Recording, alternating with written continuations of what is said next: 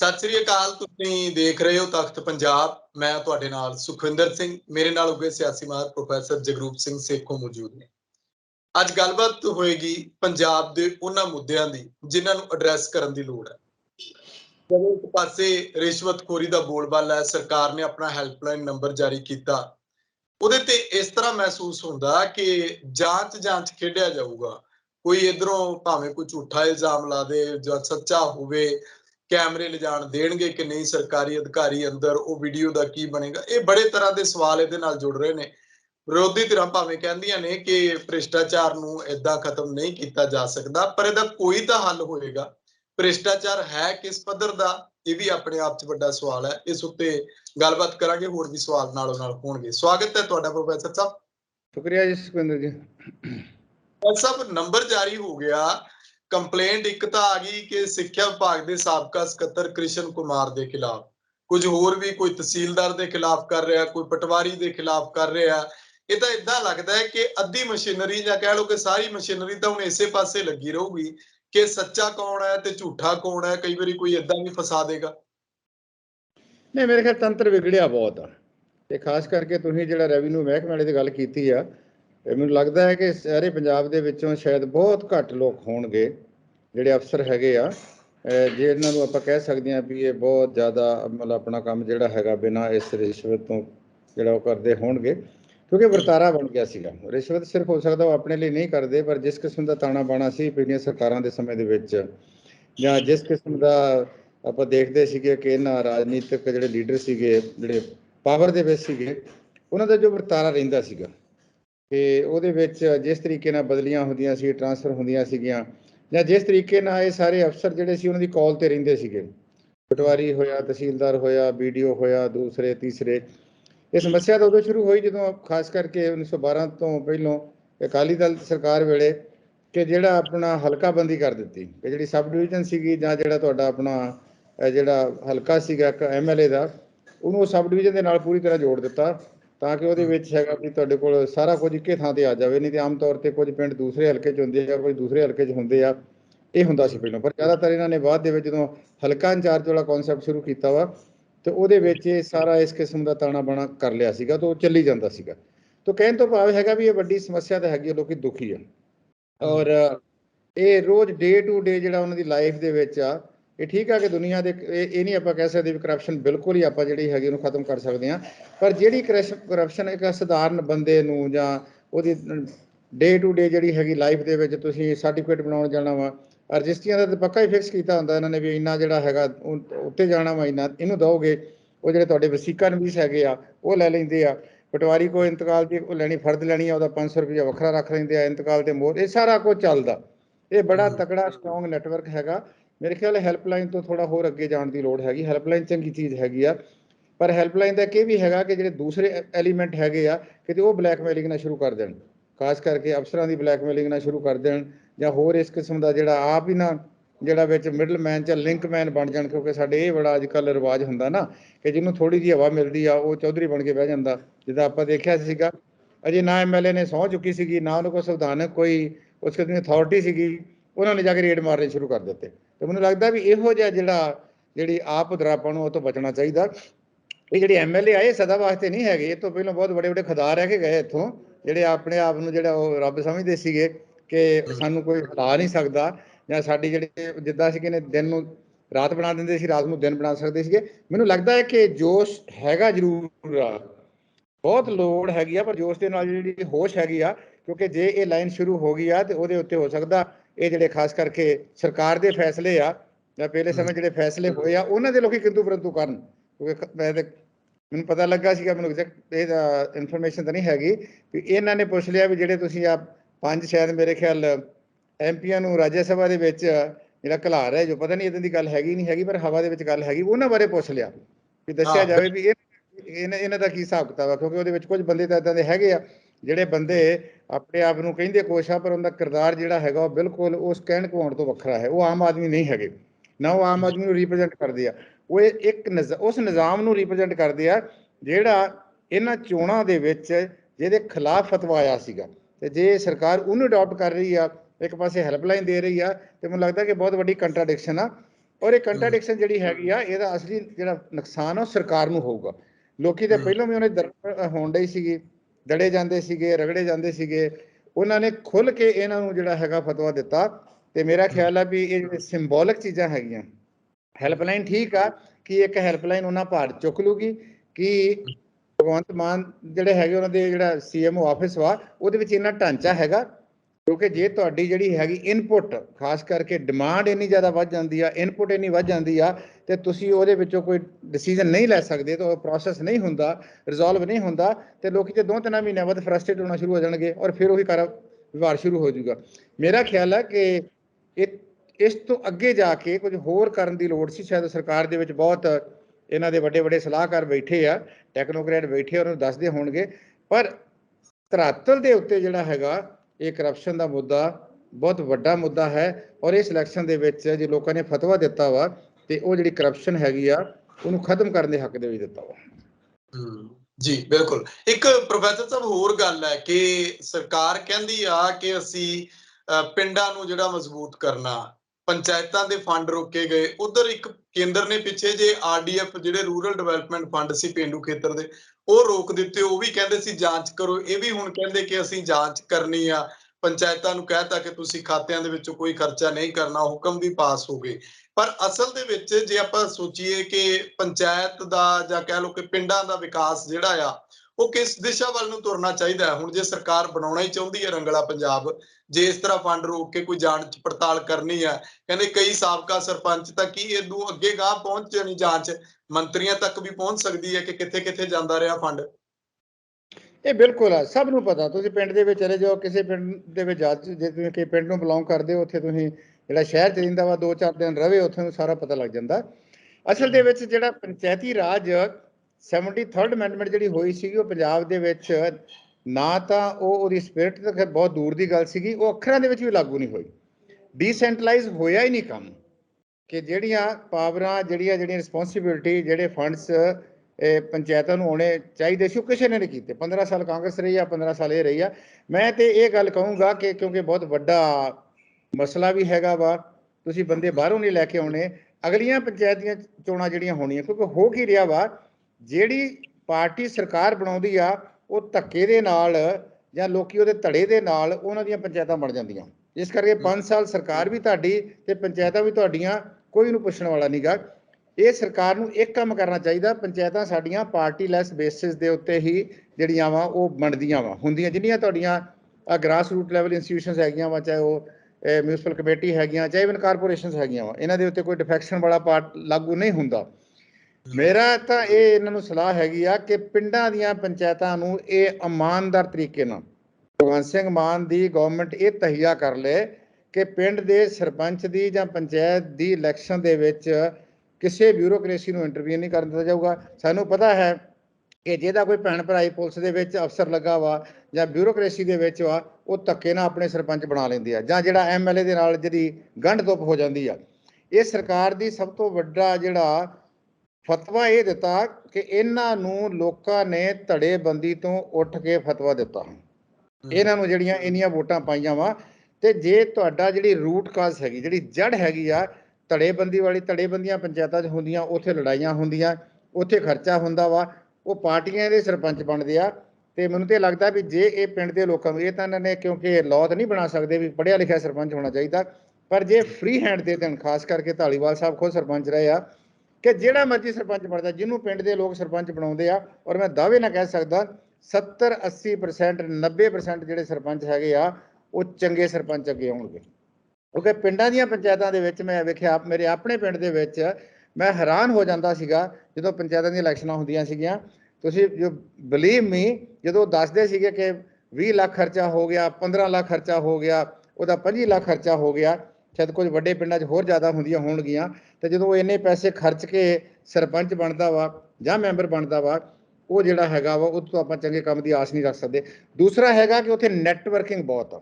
ਖਾਸ ਕਰਕੇ ਆਮ ਤੌਰ ਤੇ ਹੁੰਦਾ ਕੀ ਆ ਕਿ ਇਹ ਬੜਾ ਅਨਫੋਰਚੂਨੇਟ ਪਾਰਟ ਹੈ ਕਿ ਅਸੀਂ ਸੋਹਣੇ ਕੱਪੜੇ ਤਾਂ ਬਹੁਤ ਪਾਉਂਦੇ ਆ, ਪਰ ਸਾਡੇ ਦੇ ਵਿੱਚ ਅਨਪੜ੍ਹਤਾ ਜਿਹੜੀ, ਚੌਥਾ ਹਿੱਸਾ 2011 ਦੀ ਸੈਂਸਸ ਦੇ ਵਿੱਚ ਚੌਥਾ ਹਿੱਸਾ ਪੰਜਾਬ ਦੀ ਜਨਤਾ ਜਿਹੜੀ ਉਹ ਅਨਪੜ੍ਹ ਸੀਗੀ, ਜਿਹੜੀ 5-6 ਸਾਲ ਤੋਂ ਉੱਪਰ ਸੀਗੀ। ਹੁਣ ਹੋ ਸਕਦਾ ਥੋੜਾ ਜਿਹਾ ਹੋਰ ਜ਼ਿਆਦਾ ਘਟ ਜੇ ਉਹਦੇ ਵਿੱਚੋਂ। ਤੇ ਜਿਹੜੇ ਮੇਰੇ ਅੱਗੇ ਪੜ੍ਹੇ ਲਿਖੇ ਹੈਗੇ ਆ ਉਹ ਸਮਝ ਲਓ ਵੀ ਉਹ ਜ਼ਿਆਦਾ ਰਿਲਾਈ ਕਰ ਦਿੰਦੇ ਆ ਉਹਦੇ ਉੱਤੇ, ਬਿਊਰੋਕ੍ਰੇਸੀ ਦੇ ਉੱਤੇ। ਜਿਹੜਾ ਪੰਚਾਇਤ ਸੈਕਟਰੀ ਹੁੰਦਾ ਜਾਂ ਜਿਹੜਾ ਪੰਚਾਇਤ ਅਫਸਰ ਹੁੰਦਾ ਵਾ ਜਾਂ ਜਿਹੜਾ BDPO ਹੁੰਦਾ ਜਾਂ ਜਿਹੜਾ ਹੋਰ DDPO ਜਾਂ ਸਾਰਾ ਨੈਟਵਰਕਿੰਗ ਹੈਗੀ ਆ, ਪੰਚਾਇਤਾਂ ਦੇ ਵਿੱਚ ਕਲੀਅਰ ਕਹਿਤਾ ਜਾਵੇ ਕਿ ਤੁਹਾਡੇ ਪਿੰਡ ਦੇ ਜਿਵੇਂ ਕੋਈ ਆਉਂਦਾ, MLA ਸਾਹਿਬ ਆਉਂਦੇ ਆ ਜਾਂ ਕੋਈ ਹੋਰ ਬੰਦਾ ਆਉਂਦਾ ਵਾ, ਤੇ ਉਹਦੇ ਲਈ ਖਰਚਾ ਕਰਨਾ ਬੰਦ ਕਰ ਦਿਓ। ਤੁਸੀਂ ਆਪਣੇ ਕੰਮ ਤੇ ਹੀ ਧਿਆਨ ਦਿਓ। ਇਹ ਤਾਂ ਹੀ ਪੋਸੀਬਲ ਆ ਜੇ ਉੱਥੇ ਚੰਗੇ ਲੋਕ, ਚੰਗੇ ਪੜ੍ਹੇ ਲਿਖੇ ਲੋਕ, ਜਾਂ ਸਰਪੰਚੀ ਦੀ ਇਲੈਕਸ਼ਨ ਜਿਹੜੀ ਹੈਗੀ ਆ ਉਹ ਕੋਈ ਬਣ ਜਾਵੇ, ਕੀ ਫਰਕ ਪੈਂਦਾ। 13,500 ਪਿੰਡ ਵਾ, ਕਈਆਂ ਪਿੰਡਾਂ ਦੇ ਵਿੱਚ 2-2 3-3 ਪੰਚਾਇਤਾਂ ਹੈਗੀਆਂ, ਮੇਰੇ ਖਿਆਲ 15-16 ਹਜ਼ਾਰ ਪੰਚਾਇਤ ਹੋਊਗੀ। ਬਣਾ ਲੈਣ ਦਿਓ ਲੋਕਾਂ ਨੂੰ, ਤੁਸੀਂ ਜਿਹਨੂੰ ਸਰਪੰਚ ਚੁਣਦੇ ਆ ਉਹਨੂੰ ਚੁਣ ਲੈਣ ਦਿਓ। ਤਾਂ ਮੈਨੂੰ ਇਹ ਪੱਕਾ ਯਕੀਨ ਆ ਕਿ ਜੇ ਇਹ ਪ੍ਰੋਸੈਸ ਅਡਾਪਟ ਕਰ ਲਿਆ ਜਾਵੇ ਤੇ ਜਿਹੜਾ ਤੁਸੀਂ ਫੰਡਾਂ ਦੀ ਹੇਰਾਫੇਰੀ ਵਾਲੀ ਗੱਲ ਹੈਗੀ ਆ, ਜਾਂ ਜਿਹੜੀ ਲਾਗਤਬਾਜ਼ੀ ਵਾਲੀ ਗੱਲ ਹੈਗੀ ਆ, ਜਾਂ ਪਿੰਡਾਂ 'ਚ ਧੜੇਬੰਦੀ ਆ ਜਿਹਦੇ ਕਰਕੇ ਬਹੁਤ ਸਾਰੇ ਮੁਕੱਦਮੇ ਵੀ ਹੁੰਦੇ ਆ, ਸਿਵਲ ਮੁਕੱਦਮੇ ਵੀ ਹੁੰਦੇ ਆ, ਜਿਹੜੇ ਦੂਸਰੇ ਕੁੱਟਮਾਰ ਦੇ ਮੁਕੱਦਮੇ ਵੀ ਹੁੰਦੇ ਆ, ਧੜੇਬੰਦੀ ਬਣਦੀ ਆ, ਪਿੰਡ ਦੇ ਵਿੱਚ ਤਰੱਕੀ ਰੁਕ ਜਾਂਦੀ ਆ, ਤੇ ਮੇਰੇ ਖਿਆਲ ਉਹਦਾ ਹੱਲ ਜਿਹੜਾ ਇਹ ਲੱਭ ਲਿਆ ਜਾਊਗਾ। ਉਹੀ ਤਰੀਕਾ ਵਾ। ਤੁਸੀਂ ਸਾਰੀਆਂ ਸਰਕਾਰਾਂ ਜਦੋਂ ਆਉਂਦੀਆਂ ਉਹਨਾਂ ਨੂੰ ਲੱਗਦਾ ਵੀ ਸਾਰੇ ਪੁਰਾਣੇ ਸਾਰੇ ਚੋਰ ਵਾ, ਅਸੀਂ ਠੀਕ ਕਰਾਂਗੇ। ਜਦੋਂ 5 ਸਾਲ ਨਿਕਲਦੇ ਆ ਉਹ ਵੀ ਉਸੇ ਪੋਜੀਸ਼ਨ ਦੇ ਉੱਤੇ ਆ ਜਾਂਦੇ ਆ। ਮੇਰੇ ਖਿਆਲ ਢਾਂਚਾਗਤ ਤਰੀਕੇ ਦੇ ਨਾਲ, ਇਹ ਕੋਈ ਤੁਗਲਕੀ ਫਰਮਾਨਾਂ ਦੇ ਨਾਲ ਇਹ ਕੰਮ ਨਹੀਂ ਹੋਣ ਵਾਲਾ। ਤੁਸੀਂ ਉਹਦੀ ਜੜ ਦੇ ਵਿੱਚ ਜਾਓ, ਤੁਸੀਂ ਇਹਦੀਆਂ ਕਮੇਟੀਆਂ ਬਣਾਓ, ਔਰ ਇਹਦੇ ਵਾਸਤੇ ਥੋੜਾ ਸਮਾਂ ਵੀ ਚਾਹੀਦਾ। ਬਹੁਤ ਲੋਕ ਹੈਗੇ ਆ ਸਾਡੇ ਕੋਲ ਪੰਜਾਬ ਦੇ ਵਿੱਚ ਜਿਹੜੇ ਨੇ ਇਸ ਵਿਸ਼ੇ ਦੇ ਵਿੱਚ ਮਾਹਰ ਹੈਗੇ ਆ, ਪੇਂਡੂ ਡਿਵੈਲਪਮੈਂਟ ਦੇ ਵਿੱਚ ਮਾਹਰ ਹੈਗੇ ਆ, ਪੇਂਡੂ ਇਕਨੋਮੀ ਦੇ ਵਿੱਚ ਮਾਹਰ ਹੈਗੇ। ਇਹ ਗੱਲ ਬਹੁਤ ਚੰਗੀ ਆ ਇਸ ਸਰਕਾਰ ਦੇ ਪਾਰਟ ਦੇ ਉੱਤੇ ਕਿ ਜੇ ਅਸੀਂ ਪਿੰਡਾਂ ਵੱਲ ਧਿਆਨ ਦਿੰਦੇ ਆ। ਸਾਡਾ ਤਾਂ ਪਿਛਲੇ ਸਮੇਂ ਦੇ ਵਿੱਚ ਹਵਾ ਹੀ ਉਲਟੇ ਪਾਸੇ ਚਲਾਤੀ ਸੀਗੀ। ਕੇਂਦਰ ਸਰਕਾਰ ਨੇ ਕਹਿੰਦਾ ਸ਼ਹਿਰਾਂ ਨੂੰ ਅਸੀਂ ਜੀ ਸਮਾਰਟ ਸਿਟੀ ਬਣਾਵਾਂਗੇ। ਭਲਿਓ ਮਾਨਸੋ, ਸ਼ਹਿਰਾਂ ਨੂੰ ਬਣਾਈ ਜਾਓਗੇ ਤੇ ਪਿੰਡਾਂ 'ਚ ਲੋਕੀ ਭੀੜ ਉੱਥੇ ਆਈ ਜਾਊਗੀ। ਸਾਡੇ ਤਾਂ ਸ਼ਹਿਰ ਵੀ ਪਿੰਡ ਬਣ ਗਏ। ਇਸ ਕਰਕੇ ਜੇ ਪਿੰਡਾਂ ਨੂੰ ਡੀਸੈਂਟਰਲਾਈਜ਼ ਕੀਤਾ ਜਾਂਦਾ ਵਾ, ਪਿੰਡਾਂ ਦੇ ਵਿੱਚ ਲਾਅ ਐਂਡ ਆਰਡਰ ਨੂੰ ਜਿਹੜਾ ਹੈਗਾ ਮੇਨਟੇਨ ਕਰਨਾ ਬਹੁਤ ਜ਼ਰੂਰੀ ਹੈ। ਪਿੰਡਾਂ ਦੇ ਵਿੱਚ ਲੋਕਾਂ ਦੀ ਸਿਕਿਉਰਿਟੀ ਨੂੰ ਮੇਨਟੇਨ ਕਰਨਾ ਬਹੁਤ ਜ਼ਰੂਰੀ ਆ। ਪਿੰਡਾਂ ਦੇ ਵਿੱਚ ਜਿਹੜੀ ਬਿਊਰੋਕ੍ਰੇਸੀ ਆ, ਖਾਸ ਕਰਕੇ ਜਿਹੜੀਆਂ ਉੱਥੇ ਚੌਂਕੀਆਂ ਹੈ, ਥਾਣੇ ਹੈ, ਜਾਂ ਜਿਹੜਾ ਹੋਰ ਪਟਵਾਰਖਾਨੇ ਹੈ, ਜਾਂ ਪਿੰਡਾਂ ਦੇ ਵਿੱਚ ਸਕੂਲ ਜਿਹੜੇ ਹੈਗੇ ਆ, ਜੇ ਇਹਨਾਂ ਦੇ ਏਜੰਡੇ ਦੇ ਵਿੱਚ ਹੈਗੇ ਆ, ਪਿੰਡ ਨੂੰ ਯੂਨਿਟ ਬਣਾ ਕੇ ਜਾਂ ਕੁਝ ਪਿੰਡਾਂ ਨੂੰ ਯੂਨਿਟ ਬਣਾ ਕੇ ਉੱਥੇ ਜੇ ਬੇਸਿਕ ਸਹੂਲਤਾਂ ਦਿੱਤੀਆਂ ਜਾਣ, ਤੇ ਮੇਰੇ ਖਿਆਲ IT ਦਾ ਜ਼ਮਾਨਾ ਹੈਗਾ, ਕੋਈ ਬੰਦਾ ਜਿਹੜਾ ਸ਼ਹਿਰ ਦੇ ਵਿੱਚ ਆਉਣ ਗੱਲ ਨਹੀਂ ਕਰੂਗਾ। ਛੋਟਾ ਜਿਹਾ ਪੰਜਾਬ ਆ ਤੁਹਾਡੇ, ਕੋਈ ਕਿਸੇ ਦੇ ਵੀ ਜ਼ਿਲ੍ਹੇ ਜਿਹੜੇ ਆ 35-40 ਕਿਲੋਮੀਟਰ ਤੋਂ 50 ਕਿਲੋਮੀਟਰ ਤੋਂ ਜ਼ਿਲ੍ਹੇ ਦਾ ਹੈੱਡਕੁਆਟਰ ਦੂਰ ਨਹੀਂ ਹੈਗਾ। ਤਾਂ ਜੇ ਤਾਂ ਇਹ ਪਿੰਡ ਨੂੰ ਡਿਵੈਲਪ ਕਰਨਾ ਚਾਹੁੰਦੇ ਆ, ਪਰ ਪਿੰਡ ਦੀ ਡਿਵੈਲਪਮੈਂਟ ਦਾ ਮਤਲਬ ਇਹ ਨਹੀਂ ਹੈ ਪਹਿਲਿਆਂ ਨੇ ਨਾਲੀਆਂ ਬਣਾਈਆਂ ਉਹਨੂੰ ਪੁੱਟ ਦਿਓ, ਜਾਂ ਉਹਦੀਆਂ ਇੱਟਾਂ ਜਿਹੜੀਆਂ ਹੈਗੀਆਂ ਉਹਨੂੰ ਪੁੱਟ ਦਿਓ, ਜਾਂ ਬਾਰ-ਬਾਰ ਸ਼ਮਸ਼ਾਨ ਘਾਟਾਂ ਨੂੰ ਜਿਹੜਾ ਸਜਾਈ ਚਲੋ। ਪਿੰਡਾਂ ਦੀ ਡਿਵੈਲਪਮੈਂਟ ਹੁੰਦੀ ਆ ਉੱਥੇ ਤੁਸੀਂ ਐਜੂਕੇਸ਼ਨ, ਹਾਈ ਕੁਆਲਿਟੀ ਐਜੂਕੇਸ਼ਨ ਦੇ ਦਿਓ। ਸਾਡੇ ਕੋਲ ਬਹੁਤ ਹੀ ਹਾਈਲੀ ਕੁਆਲੀਫਾਈਡ ਸਰਕਾਰੀ ਟੀਚਰ ਹੈ, ਡਾਕਟਰ ਹੈ, ਪਰ ਉਹ ਜਿਹੜਾ ਇਨਫਰਾਸਟ੍ਰਕਚਰ ਹੈ ਉਹਦੇ ਵਿੱਚ ਉਹ ਸਮੱਸਿਆ ਆ ਜਾਂਦੀ ਆ। ਸਕੂਲਾਂ ਦੇ ਵਿੱਚ ਸਾਡੇ ਬਹਿਣ ਦੀ ਜਗ੍ਹਾ ਵੀ ਨਹੀਂ ਹੈਗੀ। ਠੀਕ ਆ, ਪਹਿਲੇ ਸਮੇਂ ਦੇ ਵਿੱਚ ਪਿਛਲੀ ਸਰਕਾਰ ਨੇ ਸਰਕਾਰੀ ਸਕੂਲਾਂ ਦੇ ਵਿੱਚ ਹੋ ਸਕਦਾ ਦਿੱਲੀ ਦੇ ਮਾਡਲ ਨੂੰ ਵੇਖ ਕੇ ਜਿਹੜਾ ਕੁਝ ਸੁਧਾਰ ਕੀਤਾ, ਔਰ ਲੋਕਾਂ ਨੇ ਕਿਹਾ ਵੀ ਹੈ। ਇਹ ਇਲੈਕਸ਼ਨ ਦੇ ਵਿੱਚ ਜੇ ਕਾਂਗਰਸ ਸਰਕਾਰ ਦੀ ਕੋਈ ਚੰਗੀ ਗੱਲ ਦੀ ਲੋਕਾਂ ਨੇ ਗੱਲ ਕੀਤੀ ਹੈ ਤਾਂ ਉਹਨਾਂ ਕਿਹਾ ਵੀ ਸਰਕਾਰੀ ਸਕੂਲਾਂ 'ਚ ਸੁਧਾਰ ਹੋਇਆ, ਪਿੰਡ ਦਾ ਪਾਣੀ ਜਿਹੜਾ ਹੈਗਾ ਪੀਣ ਵਾਲੇ ਪਾਣੀ ਦੇ ਵਿੱਚ ਸੁਧਾਰ ਹੋਇਆ, ਸੜਕਾਂ ਦੇ ਵਿੱਚ ਸੁਧਾਰ ਹੋਇਆ। ਉਹਦਾ ਕੋਈ ਐਗਰੀ ਕਰੇ ਨਾ ਕਰੇ, ਪਰ ਅੱਧੇ ਤੋਂ ਜ਼ਿਆਦਾ ਲੋਕਾਂ ਨੇ ਇਹ ਗੱਲ ਕਹੀ ਆ, ਭਾਵੇਂ ਕਿ ਇਹ ਤੋਂ ਜ਼ਿਆਦਾ ਲੋਕਾਂ ਨੇ ਉਹ ਸਰਕਾਰ ਦੀ ਬਹੁਤ ਜਿਹੜੀ ਹੈਗੀ ਆ ਕਾਰਗੁਜ਼ਾਰੀ ਤੋਂ ਨਾਖੁਸ਼ੀ ਵੀ ਜ਼ਾਹਰ ਕੀਤੀ। ਤਾਂ ਮੇਰਾ ਕਹਿਣ ਤੋਂ ਭਾਵ ਹੈ ਫੋਕਸ ਨੂੰ ਬਣਾ ਲਓ, ਪਰ ਉਹ ਫੋਕਸ ਦੇ ਵਿੱਚ ਬਿਊਰੋਕ੍ਰੇਸੀ ਜਿਹੜੀ ਹੈਗੀ ਆ ਉਹਨੂੰ ਤੁਹਾਨੂੰ ਨਾਲ ਲੈ ਕੇ ਚੱਲਣਾ ਪਊਗਾ, ਜਾਂ ਬਿਊਰੋਕ੍ਰੇਸੀ ਨੂੰ ਸਵਾਰ ਨਹੀਂ ਹੋਣ ਦੇਣਾ ਪਊਗਾ। ਔਰ ਬਿਊਰੋਕ੍ਰੇਸੀ ਨੂੰ ਸਵਾਰ ਨਾ ਹੋਣ ਦਾ ਇੱਕੋ ਹੀ ਇੱਕੋ ਤਰੀਕਾ ਹੈਗਾ, ਤੁਸੀਂ ਪਿੰਡਾਂ ਦੇ ਵਿੱਚੋਂ ਸਰਪੰਚ ਜਿਹੜੇ ਹੈਗੇ ਆ ਉਹਨਾਂ ਨੂੰ ਜੋੜ ਦਿਓ। ਤੁਹਾਡੇ ਕੋਲ ਰਿਟਾਇਰਡ ਟੀਚਰ ਹੈਗੇ ਆ, ਹੋਰ ਰਿਟਾਇਰਡ ਆਫੀਸਰ ਵੀ ਹੈਗੇ ਆ, ਬਹੁਤ ਲੋਕ ਮਿਲ ਜਾਣਗੇ, ਪੜ੍ਹੇ ਲਿਖੇ ਬੱਚੇ ਵੀ ਹੈਗੇ ਆ। ਸਾਡੀ ਯੂਨੀਵਰਸਿਟੀ ਦਾ ਇੱਕ ਬੱਚਾ ਅਸ਼ੀਨਾ ਪਿੰਡ ਹੈਗਾ ਇੱਥੇ ਆਪਣੇ ਧਾਰੀਵਾਲ ਦੇ ਵਿੱਚ, ਉਹਨੇ ਕਮਾਲ ਕਰਤਾ, ਉਹਦੇ ਵਿੱਚੋਂ ਨੈਸ਼ਨਲ ਲੈਵਲ ਦੇ ਉੱਤੇ ਪ੍ਰਾਈਜ਼ ਲੈ ਕੇ ਆ। ਉਹਨੇ ਸਾਰੇ ਪਿੰਡ 'ਚ ਜਾ ਕੇ ਵੇਖੋ ਤੁਸੀਂ ਉਹਨੇ ਕਿਸ ਤਰੀਕੇ ਦੇ ਨਾਲ ਉਹ ਜਿਹੜੀ ਡਿਵੈਲਪਮੈਂਟ ਕੀਤੀ ਆ। ਸੋ ਮੇਰਾ ਕਹਿਣ ਤੋਂ ਭਾਵ ਹੈ ਇਹ ਹੁਣ ਪਤਾ ਲੱਗੂਗਾ ਵੀ ਸਰਕਾਰ ਜਿਹੜੀ ਹੈਗੀ ਆ, ਇਹ ਜਿਹੜੀ ਖਾਸ ਕਰਕੇ ਜਿਹੜੀ ਉਹਦੀ ਜੜ ਹੈਗੀ ਆ ਪਿੰਡਾਂ ਦੀ ਡਿਵੈਲਪਮੈਂਟ ਦੀ, ਉਹਨੂੰ ਪੱਕਿਆਂ ਕਰਦੀ ਆ, ਜਾਂ ਉੱਤੇ ਜਿਹੜਾ ਹੈਗਾ ਦੂਸਰਾ ਕੰਮ ਕਰਕੇ ਇਨਕੁਆਇਰੀ ਕਰਾ ਕੇ ਫੰਡ ਬੰਦ ਕਰਕੇ। ਕਿਉਂਕਿ ਲੋਕਾਂ ਦੀਆਂ ਆਦਤਾਂ ਜਿਹੜੀਆਂ ਬਹੁਤ ਵਿਗੜੀਆਂ ਪਈਆਂ, ਧੜੇਬੰਦੀ ਹੈਗੀ ਆ। ਇੱਥੇ ਕੋਈ ਵਿਚਾਰਧਾਰਾ ਨਾਲ ਕਿਸੇ ਪੋਲੀਟੀਕਲ ਪਾਰਟੀ ਨਾਲ ਨਹੀਂ ਜੁੜਿਆ। ਆਮ ਆਦਮੀ ਪਾਰਟੀ ਦੀ ਵਿਚਾਰਧਾਰਾ ਅਜੇ ਤੱਕ ਮੈਨੂੰ ਤੇ ਸਮਝ ਨਹੀਂ ਆਉਂਦੀ। ਅਕਾਲੀਆਂ ਦੀ ਵਿਚਾਰਧਾਰਾ ਸਮਝ ਆ ਸਕਦੀ ਆ, ਕਾਂਗਰਸ ਦੀ ਸਮਝ ਆ ਸਕਦੀ ਆ, ਲੈਫਟ ਦੀ ਸਮਝ ਆ ਸਕਦੀ ਆ। ਆਪ ਦੇ ਨਾਲ ਹਰ ਤਬਕੇ ਦਾ, ਹਰ ਵਿਚਾਰਧਾਰਾ ਦਾ, ਉਹ ਰਾਈਟ ਵਿੰਗ ਵਾਲਾ ਵੀ ਹੈਗਾ ਵਾ, ਉਹ RSS ਵਾਲਾ ਵੀ ਹੋ ਸਕਦਾ, ਉਹ ਕਾਂਗਰਸ ਵੀ ਹੋ ਸਕਦੀ ਆ, ਇਹਦੇ ਵਿੱਚ ਖੱਬੇ ਪਾਸੇ ਲੈਫਟ ਵਾਲੇ ਵੀ ਆ ਜਾਂਦੇ ਆ, ਸੈਂਟਰਿਸਟ ਵੀ ਆ ਜਾਂਦੇ ਆ। ਤੋ ਇਸ ਕਰਕੇ ਇਹਨੂੰ ਜਿਹੜਾ ਖਾਸ ਕਰਕੇ ਸੂਤਰ ਦੇ ਵਿੱਚ ਲੈ ਕੇ ਆਉਣਾ, ਤੇ ਮੈਨੂੰ ਲੱਗਦਾ ਉਹਦੇ ਤੋਂ ਬਿਨਾਂ ਜਿਹੜਾ ਇਸ ਸਮੱਸਿਆ ਦਾ ਹੱਲ ਲੱਭਣਾ ਜਿਹੜਾ ਕਾਫੀ ਮੁਸ਼ਕਲ ਹੋਊਗਾ। ਬਿਲਕੁਲ, ਸਮੱਸਿਆਵਾਂ ਤਾਂ ਬਹੁਤ ਨੇ ਪ੍ਰੋਫੈਸਰ ਸਾਹਿਬ, ਪਰ ਰਾਜ ਸਭਾ ਦੇ ਵਿੱਚ ਮੈਂਬਰਾਂ ਨੂੰ ਭੇਜਣ ਦਾ ਰੌਲਾ ਤਾਂ ਹੁਣ ਸ਼ਾਂਤ ਹੋ ਗਿਆ। ਗੱਲ ਹੁਣ ਅਗਲੀ ਫੇਰ ਕਿ ਮੁੱਦਿਆਂ ਦੀ ਹੈ, ਉੱਥੇ ਕਿਹੜੇ ਮੁੱਦੇ ਉਭਾਰਨੇ ਨੇ। ਸੈਂਟਰ ਤੋਂ ਸਟੇਟ ਜਦੋਂ ਆਂਦੀ ਹੈ ਗੱਲ, ਤਾਂ ਦਿੱਲੀ ਵਾਲੇ ਹੁਣ ਪ੍ਰਦੂਸ਼ਣ ਦਾ ਕੀ ਕਰਨਗੇ, ਇਹ ਇੱਕ ਵੱਡਾ ਮੁੱਦਾ। ਹੋਰ ਵੀ ਮੁੱਦਿਆਂ ਦੀ ਤੁਸੀਂ ਦੱਸਿਓ ਮਾੜਾ ਜਿਹਾ। ਪਹਿਲਾ ਮੁੱਦਾ ਇਹੀ ਆ ਕਿ ਆ ਨਵੀਂ ਇੱਕ ਰਿਪੋਰਟ ਆਈ ਹੈ, ਉਹਦੇ ਚ ਦੱਸਿਆ ਗਿਆ ਕਿ ਭਾਰਤ ਦੇ ਸਭ ਤੋਂ ਵੱਧ ਪ੍ਰਦੂਸ਼ਿਤ ਸ਼ਹਿਰਾਂ ਦੇ ਵਿੱਚ ਦਿੱਲੀ ਜਿਹੜਾ ਮੇਰੇ ਖਿਆਲ ਚ ਪਹਿਲੇ ਨੰਬਰਾਂ ਦੇ ਵਿੱਚ ਆਉਂਦਾ, ਉੱਥੇ ਨਜ਼ਰ ਆ ਰਿਹਾ। ਤੇ ਹੁਣ ਤਾਂ ਕੋਈ ਇੱਧਰ ਪਰਾਲੀ ਦਾ ਧੂੰਆਂ ਨਹੀਂ ਫੂਕਦੇ, ਪਰਾਲੀ ਨਹੀਂ ਫੂਕਦੇ, ਜਿਹੜਾ ਧੂੰਆਂ ਉਧਰਲੇ ਪਾਸੇ ਜਾਏ। ਹੁਣ ਬਲੇਮ ਕਿਹਨੂੰ ਕੀਤਾ ਜਾਏਗਾ? ਤੇ ਜੇ ਪੰਜਾਬ ਦੇ ਧੂਏ ਦੀ ਗੱਲ ਹੈ ਤਾਂ ਉਹਦਾ ਹੱਲ, ਉਹਦੇ ਬਾਰੇ ਤੁਸੀਂ ਰਾਜ ਸਭਾ ਦੇ ਵਿੱਚ ਜਾ ਕੇ ਕਿਸ ਤਰ੍ਹਾਂ ਐਡਰੈਸ ਕਰੋਗੇ? ਉੱਥੇ ਕੀ ਕਹੋਗੇ? ਉੱਥੇ ਮੈਨੂੰ ਲੱਗਦਾ ਤੁਹਾਡੇ 2-3 ਸਵਾਲ ਹੈਗੇ ਆ। ਇਹ ਤਾਂ ਸੁਪਰੀਮ ਕੋਰਟ ਦੇ ਵਿੱਚ ਆਨਰੇਬਲ ਸੁਪਰੀਮ ਕੋਰਟ ਦੇ ਵਿੱਚ ਵੀ ਉਹਨਾਂ ਨੇ ਕਹਿ ਦਿੱਤਾ ਸੀਗਾ ਪਰਾਲੀ ਦੇ ਧੂਏ ਨਾਲ ਬਹੁਤ ਇਨਸਿਗਨੀਫੀਕੈਂਟ ਪਾਰਟ ਹੈਗਾ, ਕਿਉਂਕਿ ਇਹਨਾਂ ਨੇ ਬਹੁਤ ਰੌਲੀ ਪਾਈ ਸੀ। ਮੈਂ ਰਾਘਵ ਚੱਡਾ ਸਾਹਿਬ ਦੀ ਸੁਣ ਰਿਹਾ ਸੀਗਾ ਵੀ ਜਿਹਦੇ ਵਿੱਚ ਉਹ ਕਹਿ ਰਹੇ ਸੀਗੇ ਕਿ ਇੱਥੇ ਜ਼ਹਿਰ ਆ ਰਹੀ ਆ, ਸਾਰੇ ਕਹਿ ਰਹੇ ਸੀਗੇ। ਅਨਫੋਰਚੂਨੇਟ ਪਾਰਟ ਇਹ ਹੈਗਾ, ਹੁਣ ਜਿਹੜੀ ਮੈਂ ਗੱਲ ਤੇ ਐਮਫੈਸਿਸ ਕਰਨ ਲੱਗਾ ਵਾਂ, ਪੰਜਾਬ ਦਾ ਸਭ ਤੋਂ ਵੱਡਾ ਜਿਹੜਾ ਮਸਲਾ ਹੈਗਾ ਜਾਂ ਸਭ ਤੋਂ ਵੱਡੀ ਸਾਡੀ ਅਪਰਚੂਨਿਟੀ ਆ, ਉਹ ਸਾਡੀ ਖੇਤੀਬਾੜੀ ਆ। ਔਰ ਇਹ ਜਿਹੜੇ 5 ਬੰਦੇ ਤੁਸੀਂ ਦਿੱਲੀ ਦੇ ਵਿੱਚ ਉੱਥੇ ਭੇਜੇ ਆ, ਭੇਜ ਸਕਦੇ ਹੋ, ਮੈਂ ਨਹੀਂ ਕਹਿੰਦਾ ਵੀ ਉਹਨਾਂ ਨੂੰ ਨਹੀਂ ਭੇਜ ਸਕਦੇ।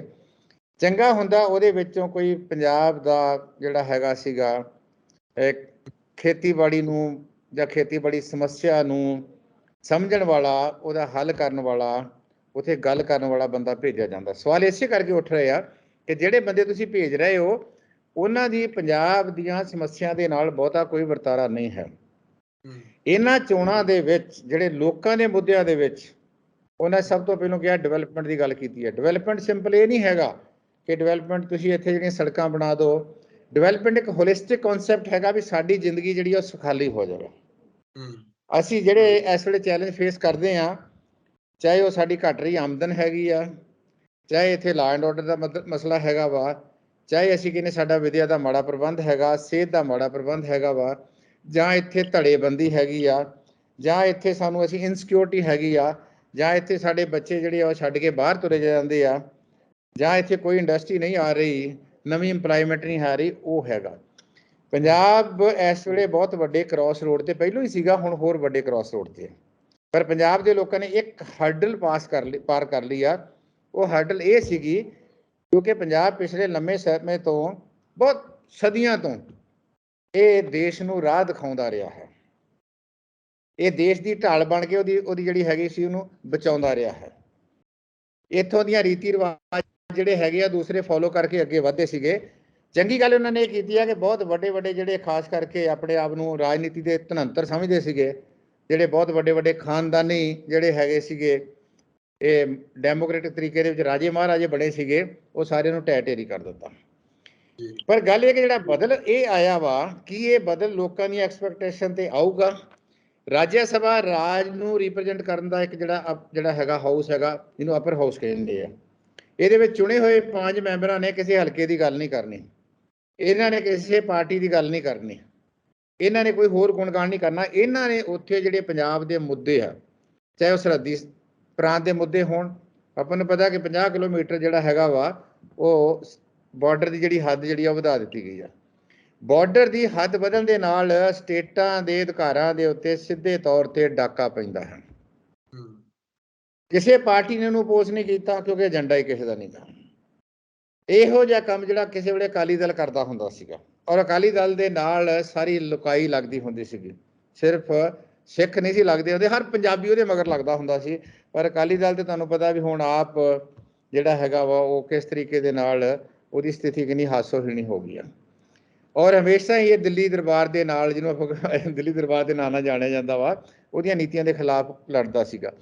ਮੈਨੂੰ ਨਹੀਂ ਲੱਗਦਾ ਕਿ ਜਿਸ ਕਿਸਮ ਦੇ ਬੰਦਿਆਂ ਦਾ ਮੈਂ ਪ੍ਰੋਫਾਈਲ ਵੇਖ ਰਿਹਾ ਵਾਂ ਰਾਜ ਸਭਾ 'ਚ ਜਾ ਰਹੇ ਆ, ਉਹਨਾਂ 'ਚੋਂ ਪੰਜਾਬ ਦਾ ਜਿਹੜਾ ਪੰਜਾਬ ਦੇ ਲੋਕਾਂ ਦੇ ਮੁੱਦਿਆਂ ਦੇ ਨਾਲ ਸਰੋਕਾਰ ਕਿੰਨਾ ਕੁ ਜ਼ਿਆਦਾ ਹੋਊਗਾ। ਹੋ ਸਕਦਾ ਉਹ ਮੈਕਰੋ ਲੈਵਲ ਤੇ, ਵੱਡੇ ਲੈਵਲ ਤੇ ਉਹ ਉੱਦਾਂ ਦੀਆਂ ਗੱਲਾਂ ਕਰਨ, ਪਰ ਉਹ ਕਦੀ ਵੀ ਕਨਫਰੰਟ ਨਹੀਂ ਕਰਨਗੇ। ਕਿਉਂਕਿ ਸਾਡੇ ਹੁਣ ਜਿਹੜੀ ਸਮੱਸਿਆ ਆ ਰਹੀ ਆ ਕਿ ਪਹਾੜੀ ਜਿਹੜੇ ਹੈਗੇ ਸਟੇਟਾਂ ਵਾ ਉਹਨਾਂ ਕੋਲ ਸਪੈਸ਼ਲ ਫੈਸਿਲਿਟੀ ਦੇਤੀਆਂ, ਸਾਡੀ ਛੋਟੀ ਮੋਟੀ ਸਾਰੀ ਫਾਰਮਾਸਿਊਟੀਕਲ ਇੰਡਸਟਰੀ ਸੀ, ਦੂਰ ਇੰਡਸਟਰੀ ਸੀ, ਉਹ ਜਾਂ ਤਾਂ ਹੁਣ ਜੰਮੂ 'ਚ ਵੀ ਚਲੇ ਜਾਊਗੀ, ਉਹ ਹਿਮਾਚਲ ਚਲੇ ਗਈ, ਉੱਤਰਾਖੰਡ ਦੇ ਵਿੱਚ ਚਲੇ ਗਈ ਬਹੁਤ ਸਾਰੀ, ਜਾਂ ਹਰਿਆਣੇ ਦੇ ਵਿੱਚ ਤਾਂ ਚਲੀ ਗਈ। ਔਰ ਇਸ ਕਰਕੇ ਜਿਹੜੀ ਥੋੜ੍ਹੀ ਬਹੁਤੀ ਕਿਉਂਕਿ ਤੇ ਫੈਸਿਲਿਟੀਜ਼ ਹੈਗੀਆਂ ਵਾ, ਉੱਥੇ ਉਹਨਾਂ ਨੂੰ ਸਾਧਨ ਦਿੱਤੇ ਜਾਂਦੇ, ਸਬਸਿਡੀ ਦਿੱਤੀ ਜਾਂਦੀ ਆ, ਸਾਨੂੰ ਉਹ ਵੀ ਨਹੀਂ ਮਿਲ ਰਹੀ। ਅਸੀਂ ਬਾਰਡਰ ਸਟੇਟ ਹੈਗੇ ਆ। ਪਿਛਲੇ 75 ਸਾਲਾਂ ਤੋਂ ਸਾਰੇ ਦੇਸ਼ ਦਾ ਜਿੰਨਾ ਵੀ ਇਹ ਖਾਸ ਕਰਕੇ ਹੋਸਟਾਈਲ ਬਾਰਡਰ ਹੈਗਾ, ਉਹ ਦੇਸ਼ ਨਾਲ ਸਾਡੇ ਸੰਬੰਧ ਚੰਗੇ ਨਹੀਂ ਹੈਗੇ। ਜਿੰਨੀਆਂ ਵੀ ਲੜਾਈਆਂ ਹੋਈਆਂ, ਜਿੰਨੀਆਂ ਵੀ ਦੇਸ਼ ਦੇ ਵਿੱਚ ਹੋਰ ਘਟਨਾ ਹੋਈਆਂ, ਮੈਂ ਕਹਿਣਾ ਚਾਹੁੰਦਾ ਕਿ ਜਦੋਂ ਪਾਰਲੀਮੈਂਟ 'ਤੇ ਅਟੈਕ ਹੋਇਆ ਸੀਗਾ, ਉਦੋਂ ਮੇਰੇ ਖਿਆਲ ਵਾਜਪਾਈ ਸਾਹਿਬ ਦਾ ਸਮਾਂ ਸੀ, ਇਹ 1.5 ਸਾਲ ਤੱਕ ਫੌਜਾਂ ਇੱਥੇ ਲਾ ਛੱਡੀਆਂ ਸੀਗੀਆਂ। ਅਟੈਕ ਪਾਰਲੀਮੈਂਟ 'ਤੇ ਹੋਇਆ ਤੇ ਫੌਜਾਂ ਨੇ ਸਾਰਾ ਇਹ ਬਾਰਡਰ ਜਿਹੜਾ ਸੀ ਖਾਲੀ ਕਰਾ ਦਿੱਤਾ। ਹੋਰ ਥਾਵਾਂ 'ਤੇ ਲਾਈਆਂ ਹੋਣਗੀਆਂ, ਪਰ ਸਾਡਾ ਉਸ ਸਮੇਂ ਦੇ ਵਿੱਚ ਸਿਰਫ 18% ਏਰੀਆ ਜਿਹੜਾ ਸੀ ਉਹ ਬਾਰਡਰ ਦੇ ਵਿੱਚ ਆਉਂਦਾ ਸੀਗਾ। 1800 ਪਿੰਡ ਜਿਹੜਾ ਸੀ ਬਾਰਡਰ ਬੈਲਟ ਦੇ ਵਿੱਚ ਆਉਂਦਾ ਹੁੰਦਾ ਸੀਗਾ। ਹੁਣ ਇਸ ਵੇਲੇ 6,500-7,000 ਪਿੰਡ ਜਿਹੜਾ ਬਾਰਡਰ ਬੈਲਟ ਦੇ ਵਿੱਚ ਆਉਣਾ ਵਾ। ਉਹ ਏਰੀਆ ਇੰਨਾ ਫਰਟਾਈਲ ਸੀਗਾ। ਇੰਡੀਪੈਂਡੈਂਸ ਤੋਂ ਬਾਅਦ ਪਹਿਲੋਂ ਸਭ ਤੋਂ ਵੱਧ ਡਿਵੈਲਪ ਏਰੀਆ ਜਿਹੜਾ ਸੀਗਾ ਇਹ ਤੁਹਾਡਾ ਅਜਨਾਲੇ ਵਾਲਾ ਸੀਗਾ, ਜਾਂ ਇਹ ਆਪਣਾ ਅਟਾਰੀ ਵਾਲਾ ਸੀਗਾ, ਤਰਨਤਾਰਨ ਵਾਲਾ ਸੀਗਾ, ਜਾਂ ਫਿਰੋਜ਼ਪੁਰ ਵਾਲਾ ਸੀਗਾ, ਜਾਂ ਗੁਰਦਾਸਪੁਰ ਵਾਲਾ ਸੀਗਾ। ਕਿਸੇ ਨੇ ਉਹਦੀ ਬਾਤ ਨਹੀਂ ਪੁੱਛੀ। ਉੱਥੋਂ ਮਾਈਗ੍ਰੇਸ਼ਨ ਹੋ ਰਹੀ, ਲਗਾਤਾਰ ਮਾਈਗ੍ਰੇਸ਼ਨ ਹੋ ਰਹੀ ਆ। ਉਹਨਾਂ ਦੇ ਦੁੱਖੜੇ ਬਹੁਤ ਜ਼ਿਆਦੇ ਆ। ਤਾਰ ਲੱਗ ਗਈ ਆ, ਘੱਟੋ ਘੱਟ ਵੀ 13-14 ਹਜ਼ਾਰ ਕਿਸਾਨਾਂ ਦੀ ਜ਼ਮੀਨ ਤਾਰ ਤੋਂ ਪਰਲੇ ਪਾਸੇ ਵਾਲਾ, ਬਹੁਤ ਵੱਡਾ ਨੰਬਰ ਹੁੰਦਾ ਵਾ। ਉਹਨਾਂ ਦੀ ਜ਼ਮੀਨ ਨਗੂਣੀ ਹੋ ਗਈ, ਉੱਥੇ ਉਹਨਾਂ ਨੂੰ ਕਰਜ਼ਾ ਨਹੀਂ ਮਿਲਦਾ, ਉੱਥੇ ਆਪਣੀ ਮਰਜ਼ੀ ਨਾਲ ਜਾ ਨਹੀਂ ਸਕਦੇ। ਪਹਿਲੀ ਵਾਰੀ ਮੈਂ ਦੁਨੀਆ ਦੇ ਇਤਿਹਾਸ ਦੇ ਵਿੱਚ ਮੈਂ ਇਹ ਪੰਜਾਬ ਦੇ ਸੰਦਰਭ 'ਚ ਕਹਿਣਾ ਚਾਹੁੰਦਾ ਹਾਂ ਕਿ ਲੋਕਾਂ ਨੂੰ ਆਪਣੀਆਂ ਜ਼ਮੀਨਾਂ ਤੋਂ ਹੀ ਵੱਖਰਾ ਕਰ ਦਿੱਤਾ ਗਿਆ। ਉਹਨਾਂ ਦਾ ਆਪਣੀਆਂ ਜ਼ਮੀਨਾਂ 'ਤੇ ਕੰਟਰੋਲ ਹੀ ਨਹੀਂ ਰਿਹਾ। ਜੇ ਕੰਟਰੋਲ ਹੈਗਾ ਵਾ ਤਾਂ ਤੁਹਾਡਾ ਜਿਹੜਾ ਕੇਂਦਰੀ ਤੰਤਰ ਹੈਗਾ ਜਾਂ ਸਟੇਟ ਦਾ ਤੰਤਰ ਉਹਦੇ ਥਰੂ ਹੋਇਆ। ਸੋ ਮੇਰਾ ਕਹਿਣ ਤੋਂ ਭਾਵ ਹੈ ਪੰਜਾਬ ਦੇ ਮੁੱਦੇ ਬਹੁਤ ਆ, ਔਰ ਇਹ ਸਰਕਾਰ ਨੂੰ ਇਹਦੇ ਬਾਰੇ ਸੋਚਣਾ ਪਊਗਾ। ਮੈਂ ਬਾਰ-ਬਾਰ ਕਹਿਣਾ ਵਾਂ ਕਿ ਜੇ ਸਰਕਾਰ ਥੋੜ੍ਹੀ ਜਿਹੀ ਵੇਸਲੀ ਹੋਊਗੀ, ਜਿਨ੍ਹਾਂ ਲੋਕਾਂ ਨੇ ਏਡੀ ਵੱਡਾ ਮੈਂਡੇਟ ਦਿੱਤਾ ਵਾ ਉਹ ਬਾਈ ਇਲੈਕਸ਼ਨ 'ਚ ਵੀ ਇਹਨਾਂ ਨੂੰ ਰਾਹ ਵਿਖਾਲ ਸਕਦੇ ਆ, ਪਾਰਲੀਮੈਂਟ ਦੀ ਇਲੈਕਸ਼ਨ ਤੇ ਦੂਸਰੇ ਪਾਸੇ ਰਹੀ। ਪਰ ਕੀ ਕਿਉਂਕਿ ਇਸ ਪਾਰਟੀ ਇਸ ਵੇਲੇ ਪੰਜਾਬ ਤੋਂ ਲਾਂਚ ਹੋ ਕੇ ਇਹ ਨੈਸ਼ਨਲ ਪਰਸਪੈਕਟਿਵ ਦੇਣ ਦੀਆਂ ਗੱਲਾਂ ਕਰਦੇ ਆ, ਇਹ ਕਾਂਗਰਸ ਨੂੰ ਰਿਪਲੇਸ ਕਰਨਾ ਚਾਹੁੰਦੇ ਆ, ਇਹ ਬੀਜੇਪੀ ਨੂੰ ਚੈਲੰਜ ਦੇਣਾ ਚਾਹੁੰਦੇ ਆ। ਹਾਂ, ਇਹ ਚੈਲੰਜ ਦੇ ਸਕਦੇ ਆ। ਦਿੱਲੀ 'ਚ ਇਹਨਾਂ ਚੈਲੰਜ ਦਿੱਤਾ, ਪਰ ਦਿੱਲੀ ਪੰਜਾਬ ਨਹੀਂ ਹੈ, ਪੰਜਾਬ ਪੰਜਾਬ ਹੈ। ਜੇ ਇਹ ਕਿਤੇ ਇਸ ਕਿਸਮ ਦੀ ਗਲਤਫਹਿਮੀ ਦੇ ਵਿੱਚ ਹੈਗੇ ਆ ਤਾਂ I am sorry for that. So ਇਸ ਕਰਕੇ ਜਿੰਨਾ ਚਿਰ ਤੁਸੀਂ ਲੋਕਾਂ ਨੂੰ ਨਾਲ ਲੈ ਕੇ ਨਹੀਂ ਚੱਲਦੇ, ਹਾਂ ਠੀਕ ਆ, ਮੈਂ ਵੀ ਦੇਖ ਰਿਹਾ ਸੀਗਾ ਮੈਂ, ਕਿਉਂਕਿ ਅਜੇ ਇਸ ਸਰਕਾਰ ਨੂੰ ਥੋੜਾ ਟਾਈਮ ਦੇਣਾ ਚਾਹੀਦਾ। ਸਾਡੀ ਸਟੇਕ ਭਗਵੰਤ ਸਿੰਘ ਮਾਨ ਦੇ ਉੱਤੇ ਆ। ਸਾਨੂੰ ਭਗਵੰਤ ਸਿੰਘ ਮਾਨ ਨੂੰ ਪੂਰੀ ਸਪੋਰਟ ਦੇਣੀ ਚਾਹੀਦੀ ਆ, ਕਿਉਂਕਿ ਸਾਨੂੰ ਪਤਾ ਹੈ। ਮੈਂ ਇਸ ਕਰਕੇ ਇਹ ਜਿਹੜਾ ਕਈ ਵਾਰੀ ਥੋੜਾ ਤੁਹਾਨੂੰ ਹੌਸਲਾ ਵੀ ਹੁੰਦਾ, ਜਿਹੜੀ ਸਟੇਟਮੈਂਟ ਇਹਨਾਂ ਨੇ ਜਿੱਤਣ ਤੋਂ ਬਾਅਦ ਦਿੱਤੀ ਸੀਗੀ, ਮੈਂ ਬਾਰ-ਬਾਰ ਇਹ ਗੱਲ ਕਹਿ ਰਿਹਾ, ਉਹਦੇ ਤੋਂ ਮੈਨੂੰ ਬਹੁਤ ਆਸ ਲੱਗਦੀ ਆ। ਜੇ ਚ ਉਹਨਾਂ ਨੇ ਕਿਹਾ ਸੀਗਾ ਕਿ ਕੁਝ ਗੱਲਾਂ ਪੰਜਾਬ ਦੀਆਂ ਬਹੁਤ ਚੰਗੀਆਂ ਜਿਹੜੀਆਂ ਦਿੱਲੀ ਨੂੰ ਸਿੱਖਣੀਆਂ ਚਾਹੀਦੀਆਂ, ਇਹ ਵਨ ਵੇ ਟ੍ਰੈਫਿਕ ਨਹੀਂ ਹੋਣੀ ਚਾਹੀਦੀ। ਕੁਝ ਦਿੱਲੀ ਦੀਆਂ ਅਸੀਂ ਸਿੱਖ ਲਵਾਂਗੇ। ਮੈਨੂੰ ਲੱਗਦਾ ਵੀ ਜਿੰਨੀ ਪੰਜਾਬ ਨੂੰ ਆਟੋਨਮੀ ਦੇਣਗੇ ਉਹਨਾਂ ਪੰਜਾਬ ਠੀਕ ਚੱਲੂਗਾ। ਤੇ ਜੇ ਉੱਥੋਂ ਬੈਠ ਕੇ ਦਬਕੇ ਵੱਜਣ ਵਾਲੀ ਗੱਲ ਸ਼ੁਰੂ ਹੋ ਗਈ ਤੇ ਫਿਰ ਮੈਨੂੰ ਲੱਗਦਾ ਵੀ ਇਹ ਸਮੱਸਿਆ ਇਹ ਉਹਨਾਂ ਨੂੰ ਵੀ ਆਊਗੀ, ਪੰਜਾਬ ਨੂੰ ਵੀ ਆਊਗੀ, ਤੇ ਜਿੱਡਾ ਵੱਡਾ ਫਤਵਾ ਦਿੱਤਾ ਵਾ ਸ਼ਾਇਦ ਉਹਦੇ ਉੱਤੇ ਵੀ ਲੋਕਾਂ ਨੂੰ ਕਿਤੇ ਜਿਹੜਾ ਹੈਗਾ ਨਿਰਾਸ਼ ਨਾ ਹੋਣਾ ਪਵੇ। ਸੋ ਕਹਿਣ ਤੋਂ ਭਾਵ ਇਹ ਹੈਗਾ ਕਿ ਇਸ ਵੇਲੇ ਦੇਖਿਆ ਜਾਵੇ ਕਿ ਜਿਹੜੇ ਬੰਦੇ ਜਿਸ ਤਰੀਕੇ ਨਾਲ ਇਹਨਾਂ ਚੁਣੇ ਆ ਉਹਦੇ ਨਾਲ ਆਹਤ ਹੋਏ ਆ। ਭਗਤ ਸਿੰਘ ਦੀ ਆਈਡੀਓਲੋਜੀ ਦੀ ਗੱਲ ਕਰਦੇ ਆ, ਭਗਤ ਸਿੰਘ ਦੇ ਪਰਿਵਾਰ ਦੇ ਬੰਦੇ ਇੱਥੇ ਬੈਠੇ ਆ। ਸਭ ਤੋਂ ਜ਼ਿਆਦਾ ਜਿਹੜੇ ਮਤਲਬ ਮੈਨੂੰ ਸਿਆਣੇ ਬੰਦੇ ਲੱਗਦੇ ਆ, ਜਿਹੜੇ ਉਹਨਾਂ ਦੇ ਕੱਲ ਵੀ ਅਸੀਂ ਕਿਹਾ ਸੀਗਾ, ਸਰਦਾਰ ਜਗਮੋਹਨ ਸਿੰਘ ਹੁਣਾਂ ਤੋਂ ਤਕੜਾ ਇੰਟੈਲੈਕਚੁਅਲ ਕਿਹੜਾ ਹੋ ਸਕਦਾ, ਸੋਸ਼ਲ ਜਿਹੜਾ ਰਿਫਾਰਮਰ ਕਿਹੜਾ ਹੋ ਸਕਦਾ, ਫਿਲਾਸਫਰ ਕਿਹੜਾ ਹੋ ਸਕਦਾ ਹੈ। ਤੁਸੀਂ ਇੱਕ ਪਾਸੇ ਆਈਡੀਓਲੋਜੀ ਦੀ ਗੱਲ ਕਰਦੇ ਹੋ, ਉਹਨਾਂ ਦੇ ਪਰਿਵਾਰ 'ਚ ਹੋਰ ਬਹੁਤ ਸਾਰੇ ਮੈਂਬਰ ਹੈਗੇ। ਮੈਂ ਭਗਤ ਸਿੰਘ ਦੀ ਗੱਲ ਕਰਦਾ। ਇਸੇ ਤਰੀਕੇ ਨਾਲ ਸਾਡੇ ਹੋਰ ਜਿਹੜੇ ਹੈਗੇ ਸ਼ਹੀਦ ਹੈਗੇ ਆ, ਜਾਂ ਜਿਹੜੇ ਪੰਜਾਬੀ ਹੈਗੇ ਆ, ਜਾਂ ਸਾਡੇ ਕੋਲ ਐਗਰੀਕਲਚਰ ਦੇ ਬਹੁਤ ਵੱਡੇ ਇਕੋਨੋਮਿਸਟ ਹੈਗੇ ਆ, ਸਾਡੇ ਕੋਲ ਸਾਹਿਤਕਾਰ ਹੈਗੇ ਆ, ਸਾਡੇ ਕੋਲ ਪੋਲੀਟੀਕਲ ਐਕਟਿਵਿਸਟ ਹੈਗੇ ਆ, ਸਾਡੇ ਕੋਲ ਹੋਰ ਫਿਲਾਸਫਰ ਹੈਗੇ ਆ। ਤੇ ਪਤਾ ਨਹੀਂ ਕਿਉਂ ਇਹ ਜਿਹੜਾ ਇਸ ਕਿਸਮ ਦਾ ਜਿਹੜਾ ਹੋਇਆ, ਖਾਸ ਕਰਕੇ ਮੈਂ ਨਾਂ ਤਾਂ ਨਹੀਂ ਲਊਂਗਾ, ਪਰ ਇੱਕ ਦੋ ਬੰਦਿਆਂ ਬਾਰੇ ਤਾਂ ਮੈਂ ਬਿਲਕੁਲ ਆਊਟਰਾਈਟਲੀ ਮਤਲਬ ਮੈਨੂੰ ਲੱਗਦਾ ਵੀ ਜੇ ਕਹਿਣਾ ਵੀ ਪਿਆ ਕਿ ਇਹ ਪਲੇਟਫਾਰਮ ਤੇ ਕਵਾਂਗੇ ਕਿ ਕਿੰਨੀਆਂ ਕੁਰੀਤੀਆਂ, ਕਿੰਨੀਆਂ ਕਹਿੰਦੇ ਹੁਰਬਤੀਆਂ ਕਰਕੇ ਤੁਸੀਂ ਆਪਣਾ ਸਿਸਟਮ ਨੂੰ ਸਟੈਬਲਿਸ਼ ਕਰਦੇ ਜੋ, ਤੇ ਫਿਰ ਤੁਸੀਂ ਉਹਦੇ ਵਿੱਚੋਂ ਇਸ ਪਾਸੇ ਲੰਘਦੇ ਜੋ। ਦਿੱਲੀ ਦੇ ਵਿੱਚ ਹੋ ਸਕਦਾ ਕਾਂਗਰਸ ਕਿਉਂ ਮਰੀ ਆ, ਅਕਾਲੀ ਦਲ ਕਿਉਂ ਮਰਿਆ ਵਾ, ਅਜੇ ਕਿ ਇਹ ਉਹਦਾ ਇਹ ਸੀਗਾ ਕਿ ਉਹਨੇ ਪੰਜਾਬ ਦੇ ਲੋਕਾਂ ਦੀਆਂ ਭਾਵਨਾ ਨੂੰ ਵਿਸਾਰਿਆ। ਤੇ ਜੇ ਲੋਕਾਂ ਨੇ ਇਹ ਠਾਣ ਲਈ, ਹੁਣ ਲੋਕ ਬੋਲਦੇ ਨਹੀਂ ਆ, ਰੌਲਾ ਨਹੀਂ ਪਾਉਂਦੇ, ਧਰਨਿਆਂ 'ਚ ਜਾਣ ਦੀ ਲੋੜ ਨਹੀਂ ਹੈਗੀ। ਉਹਨਾਂ ਨੂੰ ਇਹ ਸਮਝ ਆ ਗਈ ਵੀ ਸਾਡੇ ਕੋਲ ਇੱਕ ਬਹੁਤ ਵੱਡਾ ਹਥਿਆਰ ਹੈਗਾ ਵਾ, ਉਹ ਹਥਿਆਰ ਦੇ ਨਾਲ ਵੱਡੇ ਤੋਂ ਵੱਡਾ ਢਾਇਆ ਜਾ ਸਕਦਾ। ਤੇ ਮੇਰੇ ਖਿਆਲ ਹੁਣ ਸਾਨੂੰ ਟਾਈਮ ਦੇਣਾ ਚਾਹੀਦਾ ਕਿ ਜਿਹੜੇ 5 ਬੰਦੇ ਚੁਣੇ ਗਏ ਆ ਇਹ ਕਿੰਨੇ ਮੁੱਦੇ ਉਠਾਉਂਦੇ ਆ ਔਰ ਕਿਸ ਤਰੀਕੇ ਨਾਲ ਮੁੱਦੇ ਉਠਾਉਂਦੇ ਆ। ਜੇ ਉਠਾਉਣਗੇ ਤਾਂ ਬਹੁਤ ਵਧੀਆ, ਪ੍ਰੋਫੈਸਰ ਜੇ ਨਹੀਂ ਸਾਹਿਬ ਤੇ ਫਿਰ ਠੀਕ ਠਾਕ ਆ। ਜੀ ਮੇਰਾ ਆਖਰੀ ਸਵਾਲ ਹੈ, ਕਈ ਲੋਕਾਂ ਦਾ ਮੈਨੂੰ ਵੀ ਇਸ ਬਾਰੇ ਆਇਆ ਕਿ ਇਹਦੇ ਤੇ ਥੋੜਾ ਜਿਹਾ ਚਾਨਣਾ ਪਾਈਏ ਕਿ ਇੱਕ ਤਾਂ ਧਰਤੀ ਹੇਠਲਾ ਪਾਣੀ, ਉਹਦੇ ਚ ਜ਼ਹਿਰ ਘੁਲਦਾ ਸਾਫ਼ ਦਿਖਦਾ ਹੈ ਕਿ ਕਿਸ ਤਰੀਕੇ ਦੇ ਨਾਲ ਜ਼ਹਿਰ ਘੋਲਿਆ ਜਾਂਦਾ, ਉਹਦੇ ਉੱਤੇ ਕੋਈ ਗੱਲ ਨਹੀਂ ਕਰ ਰਿਹਾ ਕਿ ਉਹਨੂੰ ਕਿੱਦਾਂ ਬਚਾਇਆ ਜਾਵੇ। ਹਾਲਾਂਕਿ ਖੇਤੀ ਵਿਭਿੰਨਤਾ ਦੀ ਗੱਲ ਹੁੰਦੀ ਹੈ ਕਿ ਝੋਨੇ ਚੋਂ ਬਾਹਰ ਕੱਢੋ, ਸਭ ਤੋਂ ਵੱਧ ਪਾਣੀ ਕਹਿੰਦੇ ਝੋਨੇ ਤੇ ਲੱਗਦਾ, ਪਰ ਉਹਦਾ ਹੱਲ ਕੀ ਹੈ? ਸਰਕਾਰਾਂ ਉਸ ਨੂੰ ਮੁੱਦਾ ਕਿਉਂ ਨਹੀਂ ਬਣਾਉਂਦੀਆਂ ਸਿਆਸਤ ਦੇ ਵਿੱਚ? ਮੈਨੂੰ ਲੱਗਦਾ ਹੈ ਕਿ ਸਰਕਾਰਾਂ ਕਦੀ ਮੁੱਦੇ ਨਹੀਂ ਬਣਾਉਂਦੀਆਂ। ਮੁੱਦੇ ਲੋਕਾਂ ਨੂੰ ਤੈਅ ਕਰਨੇ ਚਾਹੀਦੇ ਆ। ਪਹਿਲੇ ਸਮੇਂ ਦੇਖਿਆ ਸਰਕਾਰਾਂ 'ਚ ਕਿਹੜੇ ਬੰਦੇ ਸੀਗੇ? ਉਹ ਟਰਾਂਸਪੋਰਟਰ ਆ ਜਾਂਦੇ ਆ, ਕੋਈ ਆਂਦੇ ਮਾਫੀਆ ਆ ਗਿਆ ਉਹਦੇ ਵਿੱਚ। ਉਹ ਕਿਹੜੇ ਬੰਦੇ ਆ? ਜਿਹੜੇ ਸਧਾਰਨ ਘਰਾਂ ਦੇ ਵਿੱਚ ਚੁਣ ਕੇ ਗਏ ਆ ਉਹਦੇ ਨਾਲ ਹਿੱਸੇਦਾਰ ਬਣ ਗਏ। ਸਰਕਾਰਾਂ ਨੇ ਉਹਨਾਂ ਨੂੰ ਗਲੈਮਰਸ ਲਾਈਫ ਜਿਹੜੀ ਆ ਨਾ ਉਹ ਦਿੱਤੀ। ਇਹਦੇ ਵਿੱਚ ਤੇ ਸਾਡਾ ਉਹ ਮੇਰੇ ਖਿਆਲ ਸਮਾਜ ਮੋਰਚੇ ਵਾਲੇ ਵੀ ਇਸੇ ਚੱਕਰ 'ਚ ਫਸ ਗਏ ਵੀ ਉਹ ਲੱਡੂ ਖਾਣ ਦੇ ਨਾਲ ਵੱਡੇ ਵੱਡੀਆਂ ਦਫ਼ਤਰਾਂ ਦੇ ਵਿੱਚ ਬਹਿ ਕੇ ਸਲੂਟ ਵੱਜੇ ਹੈ, ਜਾਂ ਉੱਥੇ ਵੇਖਿਆ ਕਿ ਇਹ ਤਾਂ ਦੁਨੀਆ ਹੀ ਹੋਰ ਆ। ਸਾਡੇ ਡੈਮੋਕ੍ਰੈਟਿਕ ਸਿਸਟਮ ਦੇ ਵਿੱਚ ਸਧਾਰਨ ਤੋਂ ਸਧਾਰਨ ਬੰਦੇ ਨੂੰ ਟਰੈਪ ਕਰਨ ਦੀ ਕਪੈਸਿਟੀ ਬਹੁਤ ਆ, ਔਰ ਸ਼ਾਇਦ ਇਹੀ ਕਾਰਨ ਹੈਗਾ ਕਿ ਡੈਮੋਕ੍ਰੇਸੀ ਸਰਵਾਈਵ ਕਰੀ ਜਾਂਦੀ ਆ, ਲੋਕਾਂ ਦੀ ਆਸ ਬਣੀ ਰਹਿੰਦੀ ਆ। ਸਰਕਾਰਾਂ ਨੇ ਮੁੱਦੇ ਤੈਅ ਨਹੀਂ ਕਰਨੇ, ਹੁਣ ਸਮਾਂ ਆ ਗਿਆ ਲੋਕ ਮੁੱਦੇ ਤੈਅ ਕਰਨ, ਔਰ ਲੋਕ ਮੁੱਦੇ ਜਿਹੜੇ ਹੈਗੇ ਆ ਉਹ ਤੈਅ ਕਰਨ ਦੀ ਉਹਨਾਂ ਦੀ ਕਪੈਸਿਟੀ ਹੈਗੀ ਆ। ਕਿੱਡਾ ਵੱਡਾ ਸੰਘਰਸ਼ ਕਿਸਾਨਾਂ ਨੇ, ਕਿੱਡੀ ਤਕੜੀ ਸਰਕਾਰ ਦੇ ਖਿਲਾਫ ਜਿੱਤਿਆ ਹੈ ਮੁੱਦਾ ਬਣਾ ਕੇ ਹੈ। ਤੇ ਇਸ ਕਰਕੇ ਮੇਰਾ ਖਿਆਲ ਹੈ ਵੀ ਇਹ ਮੁੱਦਾ ਜਿਹੜਾ ਹੈਗੇ, ਮੁੱਦੇ ਜਿਹੜੇ ਹੈਗੇ, ਮੁੱਦੇ ਬਹੁਤ ਕਲੀਅਰ ਆ। ਇਹਨਾਂ ਨੂੰ ਕੰਟੀਨਿਊਸਲੀ ਇਹਨਾਂ ਤੇ ਪ੍ਰੈਸ਼ਰ ਰੱਖਣਾ ਪਊਗਾ, ਇਹਨਾਂ ਨੂੰ ਸਲਾਹ ਦੇਣੀ ਪਊਗੀ, ਮੰਨਣ ਨਾ ਮੰਨਣ ਗੱਲ ਦੂਸਰੀ ਆ। ਕਿਉਂਕਿ ਇਹ ਵੀ ਇਹ ਯਾਦ ਰੱਖਣ ਕਿ ਪੰਜਾਬ ਦੇ ਲੋਕਾਂ ਨੇ ਇੱਕ ਨਵਾਂ ਐਕਸਪੈਰੀਮੈਂਟ ਕੀਤਾ ਕਿ ਪਿਛਲੀਆਂ ਚੋਣਾਂ ਦੇ ਵਿੱਚ ਜਿਨ੍ਹਾਂ ਨੂੰ ਉਹ ਠੀਕ ਨਹੀਂ ਸਮਝਦੇ ਉਹਨਾਂ ਨੂੰ ਪਿੰਡ ਦੀ ਜੂਹ ਦੇ ਵਿੱਚ ਵੀ ਨਹੀਂ ਵੜਨ ਦਿੱਤਾ। ਉਹਨਾਂ ਨੂੰ ਉੱਥੇ ਪਿੰਡ ਤੋਂ ਬਾਹਰ ਹੀ ਰਹਿਣ ਦਿੱਤਾ। ਲਾਰਜਰ ਦੈਨ ਸਾਈਜ਼ ਕੋਈ ਨਹੀਂ ਹੁੰਦਾ ਅਸਲੀ ਡੈਮੋਕ੍ਰੇਸੀ ਦੀ। ਮੈਂ ਕਹਿੰਦਾ ਵੀ ਸਾਡਾ ਜਿਹੜਾ ਖਾਸ ਕਰਕੇ ਮੈਂ ਪੰਜਾਬ ਦੀ ਗੱਲ ਕਰ ਸਕਦਾ ਵੀ ਨਵਾਂ ਗਣਤੰਤਰ ਦੀ ਨੀਂਹ ਰੱਖੀ ਗਈ ਆ, ਔਰ ਗਣਤੰਤਰ ਦੀ ਨੀਂਹ ਰੱਖਣ ਦੇ ਵਿੱਚ ਜਿਹੜਾ ਇਹਨਾਂ ਕਿਸਾਨ ਸੰਘਰਸ਼ ਸੀਗਾ ਜਿਹਨੇ ਲੋਕਾਂ ਨੂੰ ਪੋਲੀਟੀਕਲ ਅਟੋਨਮਸ ਕੀਤਾ। ਉਹ ਸਵਾਲ ਪੁੱਛਦੇ ਆ, ਉਹ ਇਹ ਨਹੀਂ ਸੋਚਦੇ ਵੀ ਮੇਰੀ ਹੈਸੀਅਤ ਕੀ ਹੈਗੀ ਆ। ਵੱਡਿਆਂ ਵੱਡਿਆਂ ਨੂੰ ਉਹਨਾਂ ਨੇ ਕਾਲੇ ਝੰਡੇ ਵੀ ਵਿਖਾਲੇ ਆ। ਤਾਂ ਮੇਰਾ ਖਿਆਲ ਹੈਗਾ ਸਰਕਾਰਾਂ ਆਪਣਾ ਕੰਮ ਕਰਨਗੀਆਂ। ਅਜੇ ਉਹ ਕਹਿ ਰਹੇ ਆ ਕਿ ਅਸੀਂ ਲੋਕਾਂ ਦੇ ਮੁੱਦੇ ਲੈ ਕੇ ਚੱਲਾਂਗੇ, ਗਵਰਨੈਂਸ ਦੇਵਾਂਗੇ, ਬਹੁਤ ਚੰਗੀ ਗੱਲ ਆ। ਗਵਰਨੈਂਸ ਦੇ ਵਿੱਚ ਕਰਪਸ਼ਨ ਵੀ ਆਉਂਦੀ ਆ, ਇੰਪਲਾਇਮੈਂਟ ਵੀ ਆਉਂਦੀ ਆ, ਉਹਨਾਂ ਨੇ ਸ਼ੁਰੂ ਕਰ ਦਿੱਤਾ, ਉਹਨਾਂ ਨੂੰ ਹੋਰ ਸਪੇਸ ਦੇਣੀ ਚਾਹੀਦੀ ਆ। ਪਰ ਇਹ ਤੋਂ ਅੱਗੇ ਵੀ ਲੋਕਾਂ ਨੇ ਜਾਣਾ। ਫਿਰ ਲੋਕਾਂ ਨੇ ਜਿਹੜੀ ਖਾਸ ਕਰਕੇ ਸਾਡੀ ਸਮੱਸਿਆ ਇਹ ਹੋ ਗਈ ਕਿ ਡਾਇਲੋਗ ਦੀ ਜਿਹੜੀ ਹੁੰਦੀ ਸੀ ਨਾ, ਇੱਕ ਟ੍ਰੈਡੀਸ਼ਨ ਹੁੰਦੀ ਸੀਗੀ, ਰਲ ਮਿਲ ਕੇ ਲੋਕੀ ਸਲਾਹਾਂ ਕਰਦੇ ਸੀਗੇ, ਉਹ ਪਿਛਲੇ ਸਮੇਂ ਤੋਂ ਬੰਦ ਹੋ ਚੁੱਕੀ ਆ। ਖਾਸ ਕਰਕੇ ਪੰਜਾਬ ਦੇ ਵਿੱਚ ਤੇ ਜਦੋਂ ਮਾੜੇ ਦਿਨ ਆਏ ਸੀ ਉਹ ਤੋਂ ਹੀ ਬੰਦ ਹੋ ਗਏ। ਮੁੜ ਕੇ 90 ਤੋਂ ਬਾਅਦ ਚੱਲ ਪਿਆ ਵੀ ਨਹੀਂ ਇਹ ਡਾਇਲੋਗ ਨਹੀਂ ਚਾਹੀਦਾ, ਹੁਣ ਤੇ ਮੋਨੋਲੋਗ ਹੀ ਆ। ਜਿਹੜੀ ਪਾਲਿਸੀ ਆਉਂਦੀ ਵਰਲਡ ਬੈਂਕ ਦੀ, WTO ਦੀ, ਉਹਨੂੰ ਲਾਗੂ ਕਰ ਦਿਓ ਜੀ, ਲੋੜ ਹੀ ਨਹੀਂ, ਇਹੀ ਮਾਡਲ ਆਫ ਡਿਵੈਲਪਮੈਂਟ ਆ। ਫਿਰ ਉਸ ਤੋਂ ਬਾਅਦ ਪਿਛਲੇ 7-8 ਸਾਲਾਂ ਤੋਂ ਨਿਜ਼ਾਮ ਹੀ ਇੱਦਾਂ ਦੇ ਆ ਗਏ ਵੀ ਇਹਨੇ ਤੁਹਾਡੇ ਬੋਲਣ ਤੇ ਵੀ ਪਾਬੰਦੀ ਲਾਤੀ ਹੈ। ਜਿਹਨੂੰ ਮਰਜ਼ੀ ਫੜ ਕੇ ਤੁਸੀਂ ਕਹੋ ਵੀ ਇਹ ਗਦਾਰ ਹੈਗਾ ਵਾ, ਹੈ ਇਹ ਦੇਸ਼ ਧਰੋਹੀ ਹੈਗਾ ਵਾ, ਜਾਂ ਅਸੀਂ ਆਪ ਡਰਨਾ ਸ਼ੁਰੂ ਹੋ ਗਏ। ਮੈਨੂੰ ਲੱਗਦਾ ਵੀ ਇਹ ਜਿਹੜਾ ਹੁਣ ਨਵਾਂ ਵਰਤਾਰਾ ਸ਼ੁਰੂ ਹੋਇਆ ਵਾ, ਇਹਦੇ ਵਿੱਚ ਡਾਇਲੋਗ ਦੀ ਲੋੜ ਹੈ। ਸਰਕਾਰਾਂ ਨੂੰ ਕਰਨਾ ਪਊਗਾ, ਇਹ ਨਹੀਂ ਹੈਗਾ, ਨਹੀਂ ਤੇ ਉਹਦੇ ਭੱਜਣਾ ਪਊਗਾ ਜਿੱਦਾਂ ਪਹਿਲੇ ਭੱਜਦੇ ਸੀਗੇ।